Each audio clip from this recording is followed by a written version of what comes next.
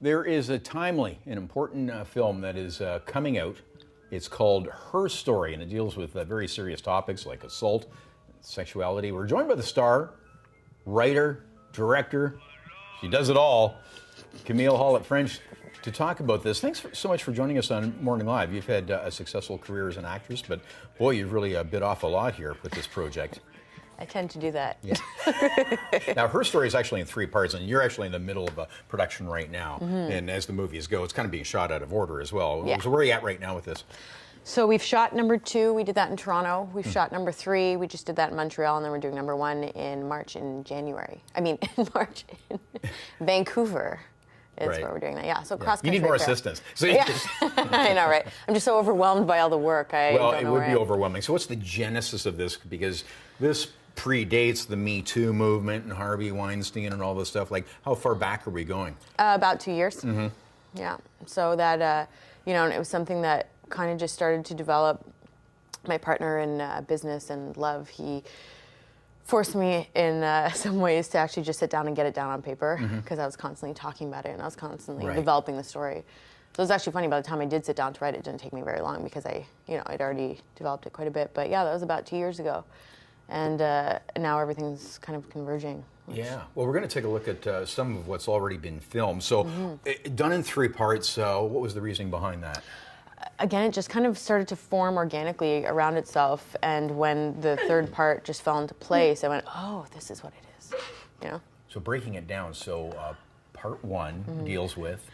It's about a woman and her boyfriend who end up in the ER after she's had an abortion, and about the mental and emotional journey through that. Number 2 is about a woman who goes to visit her father in prison, where he's doing time for trying to have sex with kids, and it's one of their conversations, one of their very painful conversations. And number 3 is about this community mentor who's got her stuff together, and she knows what's what, and then on her way home she's raped in broad daylight.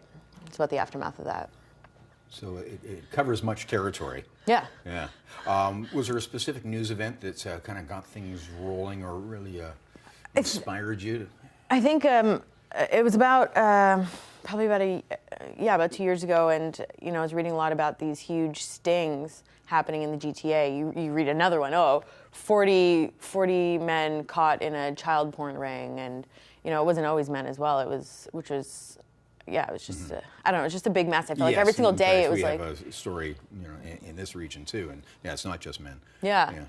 And I just felt like I was constantly being inundated by this, and I don't know, I'm the type of person who takes a lot in, like physically and emotionally all the time, and it got really like hard all the time to just constantly be reading that. And then I started thinking, well, it's hard for me. Who else is it hard for? Yeah. So, like I said, it's timely since then, and as you're in the middle of this production with the Me Too movement and the Harvey Weinstein scandal. First of all, as a Canadian actress, your experiences, what's the landscape like here? I mean, you hear all the time that people have come forward and spoken out, and then they just hit a roadblock. And nothing happens, and nobody seems to do anything about it. And that is ingrained in us. That's systematic.